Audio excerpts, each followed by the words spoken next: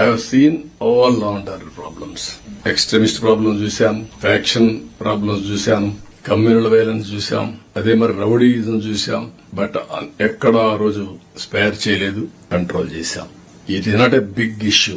Political గా rowdyism చేస్తే సర్వే కాదు, సస్టైన్ కాదు. కానీ దాన్ని ఎక్స్పోజ్ చేయకపోతేనే ప్రాబ్లం. ఇక్కడవన్నీ మనకి చేతల్లో ఉండే పనులు అవన్నీ. కొన్ని దిక్కల్లో ఎడ్యుకేషన్ కూడా జరగాలి. ఒక క్షణికమైన ఆవేశంతో చంపేస్తున్నారు. నాకు ఎప్పుడు అర్థం కాలేదు. ఇంత మునుపు ఇంత ఇది లేదు, పరిస్థితి లేదు. కూర్చుంటారు, తాగుతారు, అంతవరకు ఫ్రెండ్స్ గా ఉంటారు, మాట మాట్లాడుకుంటారు. అక్కడి నుంచి గొంతు కోసేస్తున్నాడు. బంధువులు డిఫర్ అవుతారు, మనిషిని చంపేస్తున్నారు. Why this hysteric behaviour? What is wrong with them? ఎక్కడ మనమేమైనా ఫెయిల్ అవుతున్నాం, లేకుంటే గంజాయి ఇన్ఫిల్టర్ అయిందా?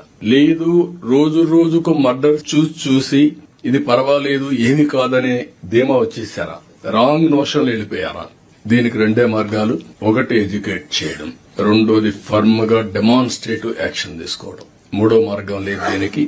ఈ విషయం మీరు గుర్తుపెట్టుకోవాలి. చిన్న ఇన్సిడెంట్ ను కూడా పర్వాలేదులే, ఏమీ కాదని వదిలిపెడితే లా అండ్ ఆర్డర్ మనం కంట్రోల్ చేసే పరిస్థితిలో ఉండలేం. దానికి మీరందరూ కూడా దీన్ని పూర్తిగా కంట్రోల్ చేసే బాధ్యత తీసుకోవాలి.